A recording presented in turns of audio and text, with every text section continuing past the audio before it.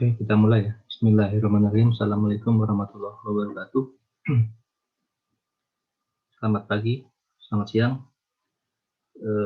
Pada kesempatan ini, tanggal 7 November 2020, saya akan melanjutkan perkuliahan hidrologi ya. Satu pertemuan lagi sebelum UTS, yaitu terkait dengan debit andalan. Nah, di mana metode yang akan kita sampaikan di sini adalah metode model Andreka gitu ya. Kemarin kita sudah bahas model Gemok gitu, yang konsepnya sama sebetulnya, yaitu neraca air dalam das. Nah, model mereka juga sama, neraca air dalam das. Nah, kalau kita lihat dari skema yang merupakan konsep model NRK-nya gitu ya, bahwa debit andalan itu akan terjadi jika terjadi hujan, presipitasi, kemudian dilawan oleh besarannya evapotranspirasi yang aktual gitu ya.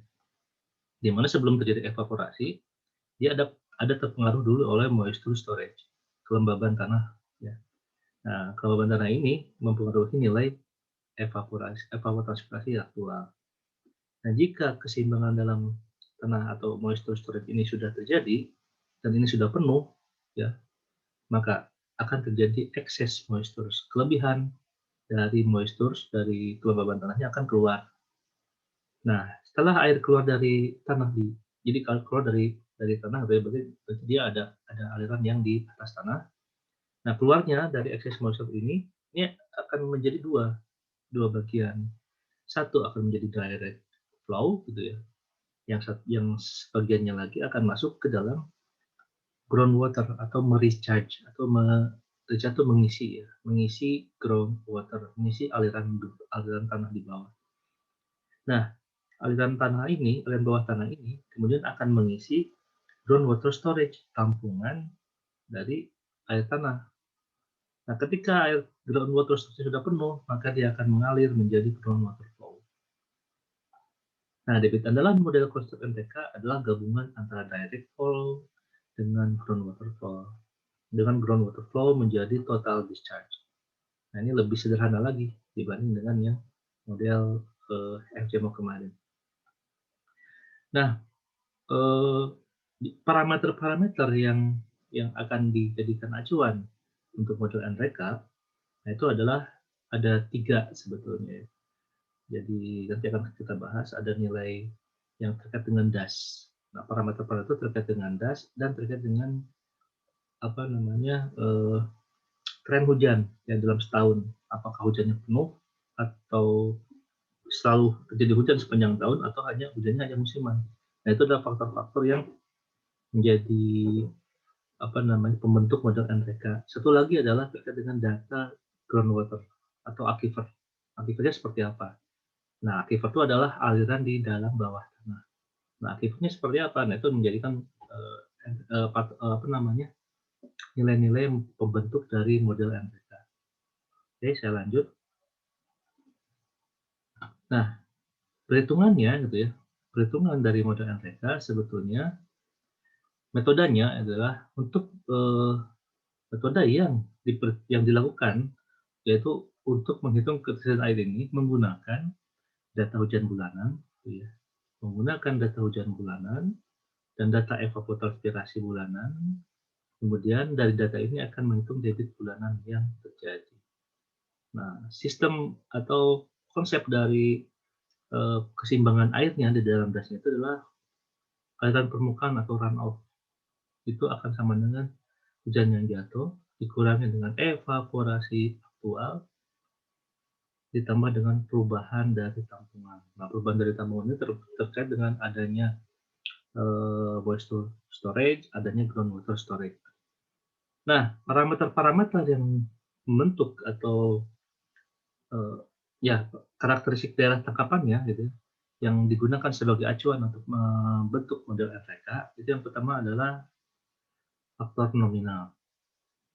Faktor nominal ini itu adalah indeks terhadap soil moisture storage capacity, kapasitas dari tampungan kelembaban tanah. Nah, nilainya ini tergantung pada nilai hujan tahunan. dikalikan dengan koefisien tertentu. Kita akan bahas. Terus ada lagi PSUB. PSUB itu adalah persentase runoff, ya, persentase runoff yang mengalir pada jalur subsurface, yang akan mengalir pada jalur subsurface di bawah permukaan, ya. Terus ada lagi faktor ground water flow atau GWF, di mana faktor ini adalah merupakan presentasi air yang masuk menjadi aliran air tanah. Nah, berapa nilainya, gitu ya? Berapa nilainya untuk masing-masing GWF, kemudian PSUB dan nominal, kita akan bahas selanjutnya. Nah, ya, nilai nominal, ya, nilai nominal dari suatu karakteristikas itu ada hubungannya antara nilai hujan tahunan rata-rata dan koefisien. Nah, hujan tahunan rata-rata ini adalah Anda harus merekapitulasi nilai hujan bulanan menjadi hujan tahunan untuk setiap tahun. Kan minimum 10 tahun ya kalau analisis dari bidang andalan. Nah, dari nilai hujan tahunan 10 tahun itu Anda hitung rata-ratanya berapa, kemudian masukkan ke dalam formula ini. Nah, dikalikan dengan faktor C, di mana faktor C itu adalah nilainya akan sama dengan 0,2 jika daerahnya adalah dengan hujan sepanjang tahun. Tapi ini jarang terjadi ya. Di kita itu adalah daerah yang hujannya musiman. Jadi nilainya adalah C-nya di bawah 0,2. Nah, kemudian formulanya nilai nominal itu adalah 100 ditambah dengan C dikalikan dengan hujan rata-rata. Nah, harga nominal itu dapat dikurangi hingga sampai 25%. Jadi kita kurangi sampai dengan 20% untuk daerah yang kering atau daerah dengan tumbuhan yang terbatas atau dengan daerah yang penutupan tanahnya tipis. Daerah tandus misalkan ya, itu nilai nominalnya bisa dikurangi. Nah, selanjutnya itu adalah nilai PSUB. PSUB itu adalah terkait dengan kondisi dari dasnya gitu ya. Nah, untuk daerah tangkapan hujan yang normal, biasanya nilai PSUB-nya setengah. Nah, untuk daerah dengan aquifer permeable yang besar, artinya aliran dalam tanahnya itu cukup besar, permeable gitu, aquifer cukup besar, maka nilainya adalah 0,5 sampai dengan 0,9. Nah, untuk daerah dengan aquifer terbatas, terus dan lapisan tanahnya yang tipis gitu ya, jadi akan terbatas sekali nih aliran air dalam tanahnya, bisa diambil PSUB-nya di bawah dari 0,5 atau antara 0,3 dan 0,5. Nah, ini berarti ini terkait dengan kondisi dasnya. Kemudian ground water flow, di mana ground water flow itu akan mendapatkan nilai 5 atau kita masukkan nilai 0,5 kalau dia daerahnya tanpa hujan normal biasa. Jadi yang normal-normal itu ya, itu adalah PSUB GWF-nya 0,5, PSUB-nya juga 0,5 ya. Nah, untuk daerah yang memiliki aliran menerus, artinya kalau kita lihat di dalam sungainya ternyata ada aliran yang ada debit gitu ya, debit base flow dan debit aliran dasar yang kecil. Nah, berarti GWF-nya itu adalah di antara 0,5 sampai dengan 0,8. Tapi kalau kita lihat ternyata waktu musim kemarau si sungai itu gitu, debitnya banyak gitu. Artinya tidak ada hujan di hulu pun ternyata debitnya masih ada. Ya, ketinggian muka air masih ada. Nah, kondisi ini kita bisa dekati dengan nilai 0,2 dan 0,5 nilai GWF-nya. Nah, ini parameter-parameter ini yang menjadi bisa kita rubah-rubah. Nah, kenapa harus dirubah-rubah? Karena kita mempunyai data pengamatan. Kalau kita punya data pengamatan, kita bandingkan gitu ya dengan data pengamatan yang ada. Untuk membandingkan supaya mendekati kondisi yang ada di lapangan dengan uji statistik tertentu, misalkan koefisien korelasi misalkan atau simpangan gitu ya, nilai simpangan. Nah, ini yang di-adjust, yang ditambah kurang itu adalah nilai C bisa, kemudian PSUB dan nilai GWF. 3 parameter ini yang Anda rubah-rubah. Karena yang lainnya tetap ya sesuai dengan kondisi yang ada. Oke, selanjutnya Nah, langkah-langkah dalam menentukan nilai MOP, dalam menentukan debit andalan untuk NRK, gitu ya. Yang pertama adalah kolom satu. Jadi kolomnya ini sudah baku ya, jadi kita tinggal ikuti gitu ya. Ini kolomnya sudah baku. Kolom satu isikan tanggal dan jumlah hari data yang bersangkutan. Kemudian kolom 2 adalah nilai presipitasi. Kolom 3 adalah nilai evapotranspirasi potensi yang dari Feynman modifikasi misalkan, atau dari Glenn-Friedel, atau dari radiasi matahari gitu. Terus yang kolom 4 adalah penyimpanan kadar kelembaban tanah atau moisture storage dalam milimeter. Nah, harga ini ya, harga nilai kolom 4 itu adalah harga kadar kelembaban tanah ditetapkan sebagai kondisi awal dan digunakan untuk perhitungan selanjutnya. Jadi kondisi awal dulu nih ya. Nah, kemarin waktu mock juga sama, ada inisial soil moisture capacity, nilainya adalah 200 mm berdasarkan dari penelitiannya. Ya udah kita ambil juga sama ya, 200 mm. Kemudian kolom 5 itu adalah rasio penyimpanan storage atau rasio penyimpanan atau storage ratio. Nah, di mana nilai storage ratio itu adalah moisture storage di bulan sebelumnya, gitu ya. Ini kan ada bulan sebelumnya dibagi dengan nominal, ya, dibagi dengan faktor nominal tadi yang tadi bisa dirubah-rubah. Terus kolom ke-6 itu adalah perbandingan antara presipitasi dengan evapotranspirasi potensial. Jadi kolom 2 dibagi dengan kolom 3. Nah, kolom 2 presipitasi dibagi dengan kolom 3. Kemudian nomor 7, kolom 7 gitu ya. Itu adalah evapotranspirasi aktual. Jadi ada aktual evapotranspirasi dibagi dengan evaporasi potensial, dibagi dengan PET. Nilai AT dibagi PET itu dirujuk dari gambar berikut ini, dari grafik berikut ini. Nah, jadi yang dijadikan acuan adalah berapa nilai AT ini, AT per PET ini gitu. Yang ditanya, yang harus kita ketahui adalah nilai presipitasi dibagi dengan PET itu di kolom kolom kolom 6 gitu ya. Ini dari kolom 6, ini dari kolom 6, dan ini adalah dari kolom storage ratio kolom 5 gitu ya. Jadi kolom 6 dan kolom 5 adalah data untuk mencari nilai PA aktual evapotranspirasi dibagi dengan potensial evapotranspirasi. Nah, berdasarkan grafik ini. Tapi di template yang sudah saya kasihkan nanti itu adalah sudah berupa rumus ya. Jadi sudah berupa logika gitu ya, logika di Excel. Jadi kalau jika misalkan presipitasinya di atas dan sebagainya, nah itu sudah merujuk pada grafik ini. Jadi tinggal Anda nggak usah lihat grafik ini lagi gitu.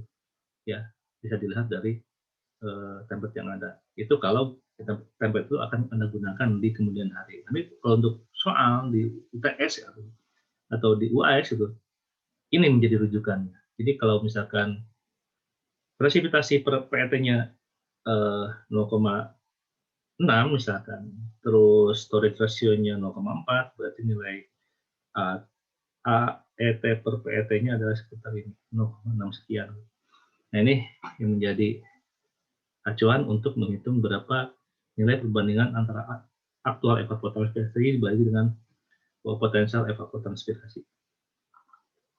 Oke, kemudian kolom 8 adalah berapa nilai evapotranspirasi aktualnya. Nah, tinggal yang tadi dari grafik dikalikan dengan nilai potensial evaponya. Itu akan mendapatkan nilai evapotranspirasi aktual. Gitu. Jadi kolom 3 ya, ini evapotranspirasi potensial dikalikan dengan kolom 7. Nah, akan mendapatkan kolom 8. Nah, baru kolom 9 itu terkait dengan keseimbangan air ya, water balance di permukaan gitu ya. Nah, keseimbangan itu adalah didapatkan dari pengurangan antara kolom 2 dengan kolom 8. Artinya, hujan yang jatuh itu dikurangi dengan data, dengan evapotranspirasi aktual sesuai dengan rumus keseimbangan yang di awal. Nah, ini menjadi water balance, ya, menjadi water balance-nya. Tetapi ada juga pengaruh dari delta S. Nah, delta S-nya adalah perubahan tampungan. Nah, perubahan tampungannya adalah di kolom 10 sampai dengan kolom 14. Nah, kolom 10 itu adalah terkait dengan rasio kelebihan kelembaban tanah atau excess moisture ratio. Jadi kalau sudah jenuh airnya, gitu, dia akan keluar. Jadi kelebihan kelembaban tanah. Jadi kalau sudah jenuh atau moisture ratio sudah penuh, gitu ya, share itu akan keluar dari kelembaban tanah. Nah, jika keseimbangan air pada kolom 9, nah jika keseimbangan air pada kolom 9 itu positif, ya positif, ya berarti hujan dikurangi dengan delta E dengan evaponya itu positif, berarti maka harga rasio kelebihan kelembaban tanah dapatkan menggunakan bantuan grafik pada ini. Nah, jika positif, jadi hujannya lebih besar daripada evaponya, maka nilai eksesnya itu adalah menggunakan grafik ini. Dengan catatan kita akan melihatkan data soil moisture storage ratio, ya, di mana soil moisture storage ratio itu di kolom 5. Nah, kolom 5, ya, kolom 5-nya, nah itu untuk menjadi acuan untuk mendapatkan berapa excess moisture ratio-nya, ya, berapa excess moisture ratio. Nah, di template itu juga sudah berupa rumus, ya, dengan rumus yang menggunakan grafik ini, gitu. Tapi kalau di soal nanti Anda lihat, misalkan soil moisture storage ratio-nya 1, tarik gitu ya. Kemudian ke grafik ini Anda mendapatkan nilai excess moisture ratio-nya adalah 0,5, misalkan seperti itu. Nah, selanjutnya kolom 11. Nah, kolom 11 itu adalah kelebihan kelembaban tanah atau excess moisture. Nah, harga ini didapatkan dengan mengkalikan kolom 10 yang tadi dari grafik dikalikan dengan water balance. Ya. Jadi kelebihannya, faktor kelebihannya itu dikalikan dengan water balance. Nah, itu akan mendapatkan nilai excess moisture berapa milimeter. Nah, selanjutnya di kolom 12 itu adalah terkait dengan perubahan tampungan atau delta storage. Nah, harga perubahan tampungan ini didapatkan dari kolom 9, water balance-nya, dikurangi dengan kolom 11, excess-nya. Ya. Jadi, apa namanya, ini adalah perubahan tampungan delta storage di dalam permukaan. Ini kita masih bicara permukaan, ya, belum sampai ke groundwater. Dan dalam permukaannya itu ada perubahan delta storage. Ya, tinggal pengurangan antara kolom 9 dengan kolom 11. Nah, selanjutnya di kolom 13, gitu ya, itu ada pengisian air tanah. Kolom 13 adalah pengisian air tanah atau recharge to groundwater. Nah, harga pengisian air tanah ini didapatkan dengan mengkalikan nilai PSUB dengan kolom 11, ya. Dengan water balance dikalikan dengan excess moisture tadi, ya. Jadi PSUB itu dikalikan dengan excess moisture itu akan mendapatkan berapa nilai recharge to groundwater, ya. Recharge to groundwater itu nah ini. Berapa recharge to groundwater? Nah, ini yang akan kita bahas. Sekarang baru kita akan lihat di dalam aliran di dalam tanah. Nah, kalau misalkan yang tadi itu kan namanya direct flow, ya. Kalau misalkan excess ada yang masuk, nah sisanya akan menjadi direct flow, ya. Nah, coba kita lihat di kolom selanjutnya.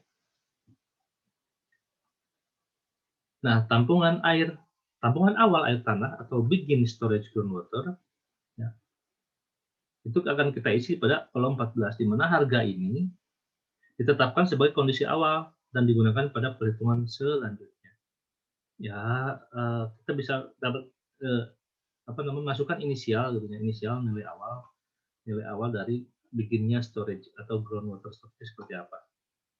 Nah, begin storage ini itu adalah end storage, ya, pada bulan sebelumnya dikurangi dengan groundwater pada bulan sebelumnya juga, gitu ya. Nah, kita akan isi setelah kita isi kolom 14, gitu. Nah, ini baru kita isi kolom 15, di mana tampungan akhir air tanah, gitu ya, itu adalah end storage groundwater-nya.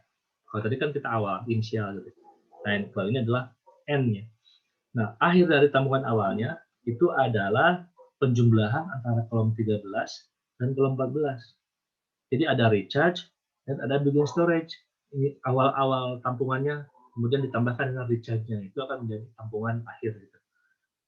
Nah, aliran air tanah di kolom 16 itu adalah harga aliran air tanah didapatkan dari perkalian antara groundwater flow, koefisiennya. Koefisien groundwater flow yang tadi saya sampaikan di awal, dikalikan dengan end storage. Dikalikan dengan tampungan akhir dari air tanahnya. Jadi end storage dikalikan dengan koefisien groundwater flow-nya. Nah, baru kita bisa hitung direct flow. Nah, direct flow adalah excess dikurangi dengan recharge. Ya, tadi digrafikan kita sudah sampaikan bahwa ada excess, kemudian ada yang recharge. Nah, direct flow ada sisanya. Gitu. Nah, kemudian total dari debit andalannya adalah groundwater flow yang ada di kolom 16 ditambah dengan direct flow yang ada di kolom 17. Nah, ini menjadi debit andalan untuk yang akan debit andalan di sungai yang Anda kaji gitu. Nah, kemudian di kolom 11 itu ada debit pengamatan atau observed discharge. Nah, kalau misalkan Anda tidak ada data yang data pengamatannya, nggak usah diisi ini. Kalau ada, itu menjadi acuan untuk mengkalibrasi hasil model kita. Karena kan parameter-parameter yang kita tadi buat, nominal, kemudian PSUB, dan groundwater flow, itu kan estimasi. Dengan catatan kita melihat kondisi dasnya dan kondisi hujan. Nah, itu kan tidak tepat. Nah, kalau misalkan ingin tepat dan sesuai dengan kondisi lapangan, maka kita harus mendapatkan debit pengamatan atau observed discharge. Pak, bagaimana kalau kita tidak ada datanya? Ya sudah, kita anggap parameter-parameter yang tadi itu sudah sesuai dengan kondisi dasnya. Gitu. Itu kalau tidak ada data observed discharge atau debit pengamatan. Gitu. Nah, ini adalah contoh tampilan NRECA gitu ya. Ini nomor 1, tahun dan hari. Ya. 2 itu presipitasi, PET, 4 moisture storage ratio, presipitasi, bla bla bla, dan seterusnya, dan ini ada sampai dengan 19. Nah, ini adalah kondisi pakem yang ada di NRECA. Kita ikuti saja, gitu ya. Kita ikuti saja yang disebut dengan tabel NRECA ini. Nah, baru kalau kita sudah punya kita sudah menghitung ya atau mensimulasikan debit andalannya menggunakan NRECA, kita verifikasi terhadap debit yang real, gitu ya. Debit yang real itu bisa menggunakan metode korelasi, bisa menggunakan metode root mean square error dan sebagainya. Silahkan Anda bisa menggunakan apa saja. Nanti di contoh ini saya sampaikan korelasi ya. Jadi koefisien korelasi.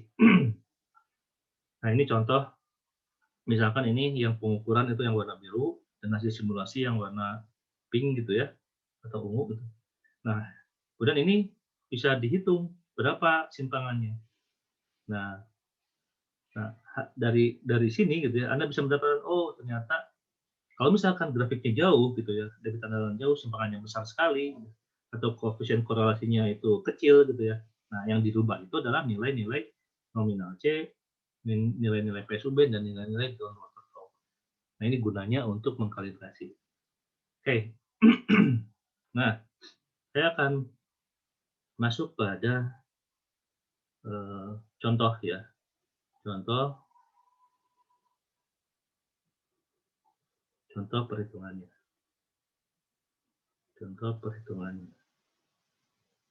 Oke. Ini data iklim gitu ya. Ini data iklim untuk menghitung berapa besar evapotranspirasi rujukan atau potensial gitu ya. Kemudian ini nilainya setelah menggunakan beberapa metode gitu ya. Kemudian ini adalah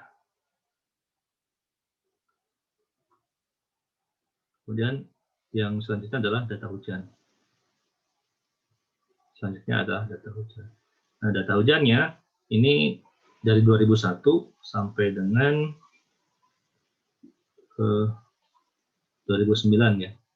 Berarti ada ini cuma 9 tahun ya. Kemudian hujannya hujan bulanan, gitu ya. Kita masukkan. Kemudian, nah ini adalah hujan tahunan. Nah, hujan tahunan adalah summary dari hujan bulanan. Ya. Terus di sini ada debit observasi, ada debit hasil pengukuran. Ya. Debit hasil pengukuran ini kita masukkan untuk setiap bulan dan setiap tahun. Kalau ada ya, kalau ada setiap tahun. Kalau misalkan cuma 5 tahun, ya nggak apa-apa 5 tahun saja. Gitu. Nanti dihitung korelasinya 5 tahun itu. Lebih baik 10 tahun gitu kalau ada debit observasi ini. Kalau tidak ada sama sekali, ya tidak usah dikalibrasi. Ya. Kita yakin dengan pendekatan koefisien tadi, gitu. Pendekatan dasarnya dengan menggunakan koefisien tadi. Oke, selanjutnya ini semua tahun kita rekapitulasi data hujannya seperti ini. Nah, baru di akhir kita akan hitung berapa dia hujan tahunan rata-rata. Nah, ini kita hitung hujan tahunan rata-rata untuk mengisi nilai nominal, ya, nilai nominal. Oke, baru kita ke perhitungan debitnya. Nah, ini template-nya sudah sesuai dengan yang tadi saya sampaikan, bahwa untuk kolom 1 gitu ya, itu ada tahun dan ada bulan. Ya.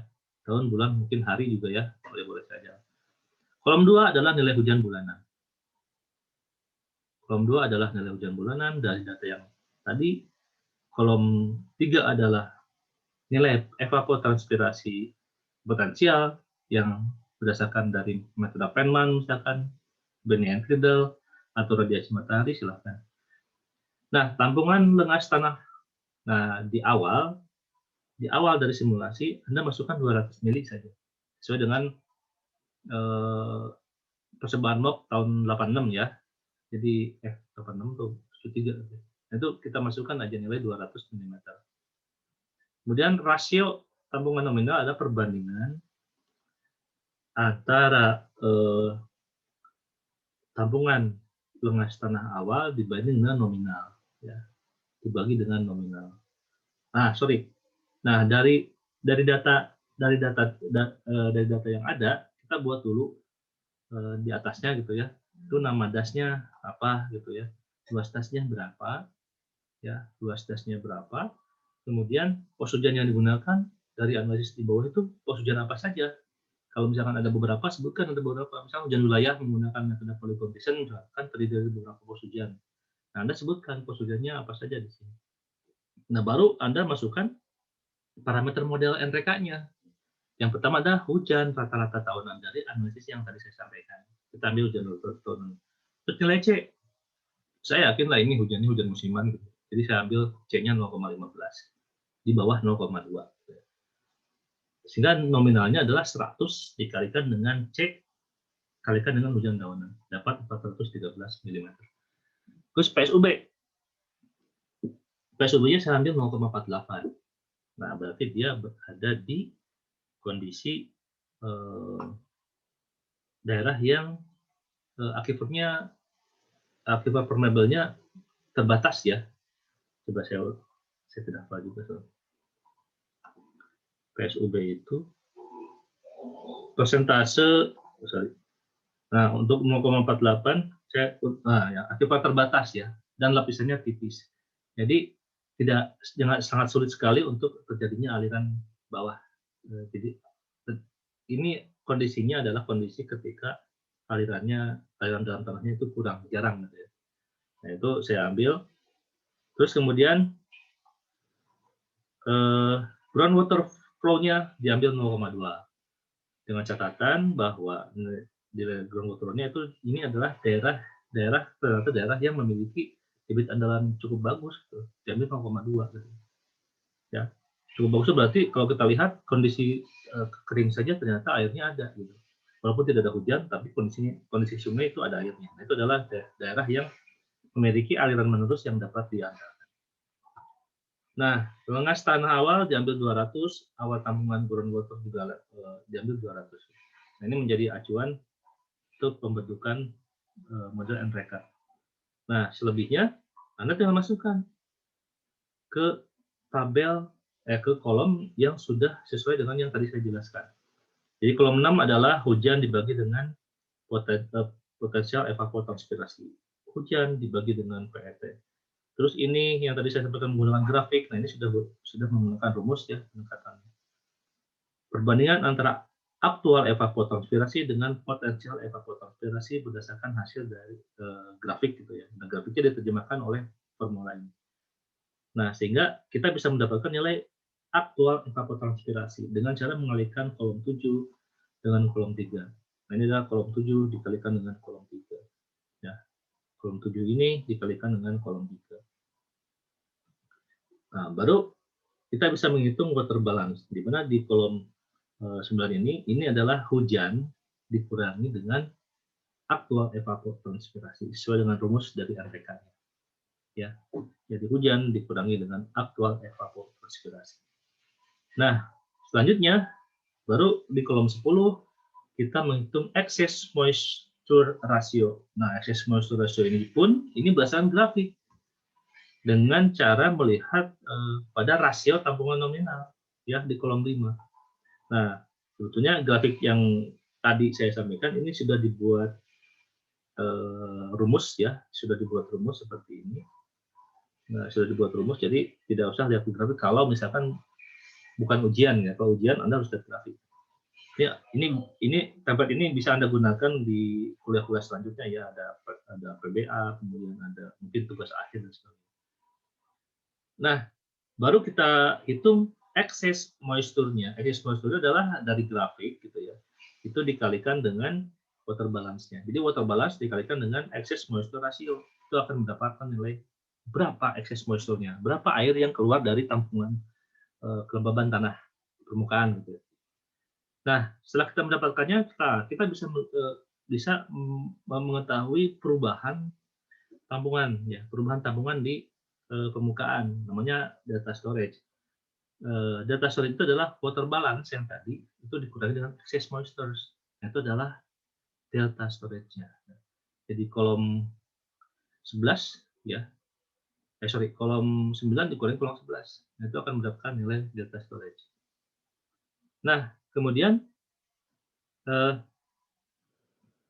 kita menghitung berapa besarnya recharge to groundwater, di mana ini ada pengaruh dari nilai PSUB. Ya. Jadi nilai PSUB itu nilai PSUB-nya adalah 0,48 gitu ya. Nah, sehingga untuk merecharge ya, untuk ke groundwater itu ada faktor PSUB tadi. Nah, faktor PSUB-nya dikalikan dengan excess moisture. Jadi yang keluar dari kelembaban tanah gitu ya.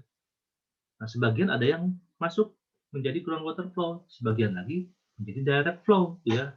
Nah, yang recharge ke groundwater ya, yang merecharge ke groundwater, nah itu adalah nilai PSUB dikalikan dengan nilai PSUB itu dikalikan dengan excess moisture-nya gitu ya. Nah, itu akan menghasilkan nilai recharge to groundwater.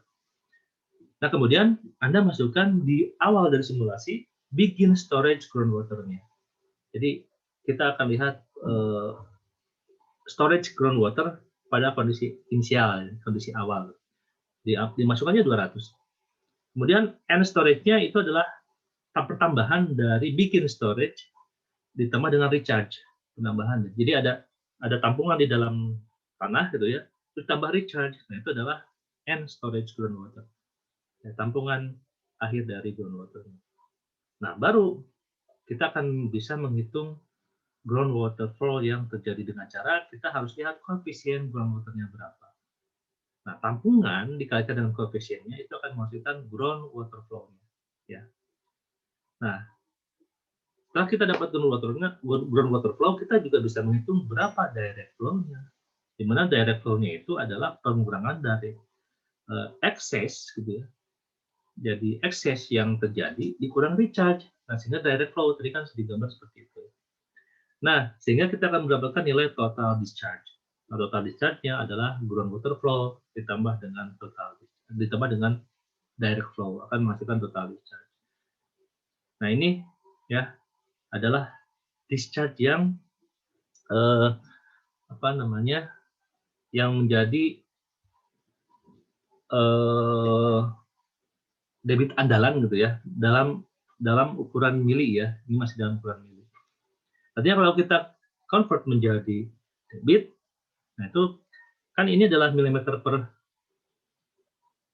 berapa hari gitu ya, per bulan gitu ya. Nah, dalam 1 bulan ini, untuk bulan Januari, ternyata ada 31 hari gitu ya. Nah, sehingga kalau kita convert menjadi debit, itu adalah jadi kalau kita convert menjadi debit, nah luas das ya, kita harus cari luas dasnya. Jadi kan ini milimeter gitu, kalikan dengan luas das menjadi meter kubik kan. Nah baru kita konversi time series-nya yang tadinya 31 hari itu menjadi detik. Nah itu konversi dari milimeter per 31 hari ini gitu ya, dikalikan dengan luas dasnya, kemudian nilai dari waktunya itu dikonversi menjadi detik, sehingga mendapatkan 3,80 meter kubik per detik. Nah ini kemudian untuk yang di bulan selanjutnya ini ada terpengaruh oleh bulan sebelumnya. Misalkan yang terpengaruh oleh bulan sebelumnya adalah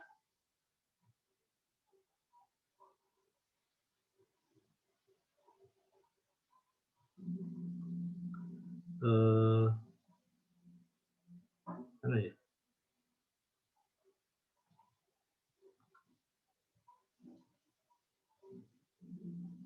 Bikin storage ini. Nah, ini untuk menghitung bikin storage pada bulan selanjutnya gitu ya. Ini ada terpengaruh oleh perubahan dari end storage terhadap groundwater storage pada bulan sebelumnya. Ya, ini di kolom 13 yang tadi saya sampaikan bahwa ada nilainya itu tergantung dari end storage dan groundwater pada bulan sebelumnya. Nah, sehingga ini merupakan simulasi dalam setahun yang harus Anda lihat. Jadi simulasinya dalam tahun full gitu ya. Tidak bisa debit Anda dihitung hanya 1 bulan saja. Jadi harus dihitung secara 1 tahun. Karena ini keseimbangan air dalam das dalam periode 1 tahun. Dan seterusnya sehingga Anda akan mendapatkan nilai debit, kemudian nilai debit andalan ini ya, kemudian Anda bandingkan dengan discharge observation, dibandingkan dengan debit dari pengamatan gitu ya. Nah, setelah Anda mendapatkan dari debit pengamatan, ya, Anda bandingkan debit pengamatan dengan Anda bandingkan ini debit pengamatan dengan debit hasil simulasi ya. Hasil simulasi adalah total discharge ini. Nah, di sini kita bisa hitung dengan cara menggunakan nilai korelasi. Kalau ini dengan nilai simpangan ya, nilai simpangan. Jadi Anda hitung simpangannya berapa nih? Simpangannya dari simulasi dikurangi dengan observasi. Kemudian dikuadratkan, simpangan kuadrat namanya. Ini juga sama, di simpangannya dikuadratkan. Kemudian yang ini nilai observasi gitu ya, nilai observasi dikurangi nilai rata-rata observasinya. Di sini ada nilai rata-rata nih, nilai rata-rata. Nah, nilai rata-rata dari nilai observasi ini. Nah, ini dikurang.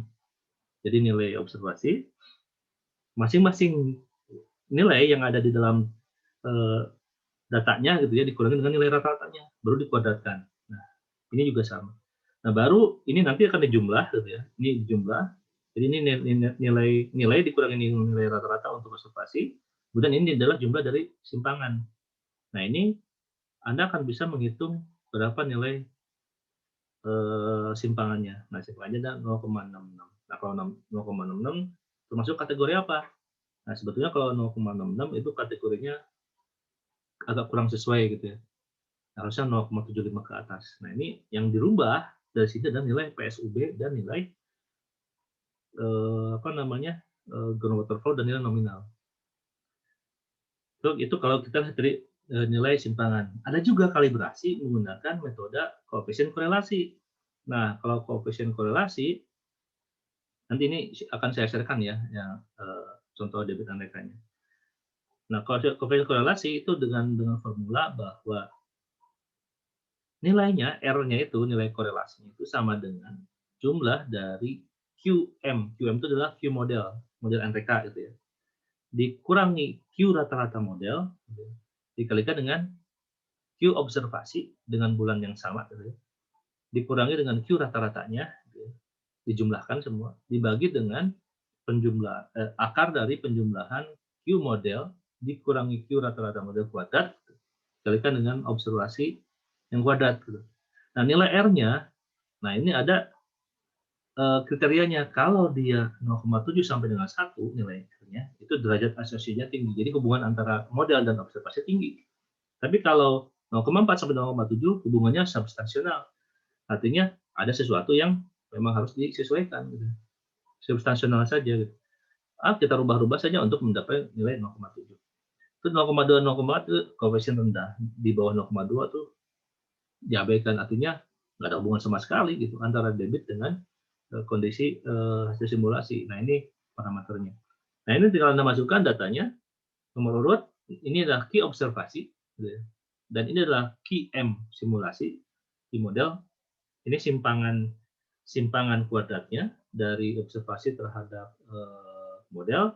Kemudian ini key M dikurangi dengan key M rata-rata, itu yang dalam posisi ini nih, ya. Yang ini adalah di sini, gitu. Terus yang ini yang observasi di sini, terus yang ini dikuadratkan, terus yang ini juga dikuadratkan, terus semuanya ya, kemudian semuanya itu dimasukkan ke dalam formula ini. Nah, sehingga di sini ada formulanya. Itu jumlahkan semua nih, sigma ya, jadi semua data dijumlahkan. Nah, semua data dijumlahkan, ini jumlahnya sigma. Baru Anda hitung nilai korelasinya. Ternyata nilai korelasinya 0,84. Kalau dilihat dari kriteria 0,84, ya berarti dia mempunyai derajat asosiasi yang tinggi. Ya. Nah, setelah kita mengkalibrasi, oh ini udah bagus nih gitu ya, udah cocok dengan kondisi lapangan. Baru kita buat flow duration curve. Ya, flow duration curve itu Anda bisa buat sesuai dengan yang kemarin saya ajarkan. Urutkan data dari besar ke kecil. Nah, jadi datanya diurutkan dari besar ke kecil. Nah, baru Anda hitung probabilitasnya. Nah, probabilitasnya menggunakan metode Weibull adalah M itu nomor urut yang paling besar, ya, dari besar ke kecil nomor urutnya, dibagi dengan jumlah data ditambah 1 kali 100. Nah, ini peluangnya 0,92. Jadi nomor urut 1 peluang terjadinya adalah 0,92, dan nomor urut 30 misalkan peluang terjadinya adalah 27,52%. Nah, sehingga kita bisa memplotkan debit yang sudah diurutkan dan peluang terjadinya. Nah, ini adalah accident probability. Nah, dari sini kita bisa melihat Q 80%, ya, Q 80% mana? Misalkan yang ditanyakan oleh instansi, saya mau Q 80%, berapa nilainya? Nanti ini. Nah, ini Q 80%. Q 50 semakin tinggi. Nah, segini. Kalau Q 90 ya semakin rendah. Nah, ini adalah bagaimana membuat suatu model mereka kemudian ditransform menjadi flow duration curve. Ya, mungkin itu yang bisa saya sampaikan. Kalau ada pertanyaan, silakan Anda lihat saya sampaikan di grup WA gitu ya. Nah, ini bahan kuliah ini saya akan share di YouTube. Jadi untuk hari ini Anda lihat dari penjelasan saya di YouTube saja. Oke, terima kasih atas perhatiannya. Wassalamualaikum warahmatullahi wabarakatuh.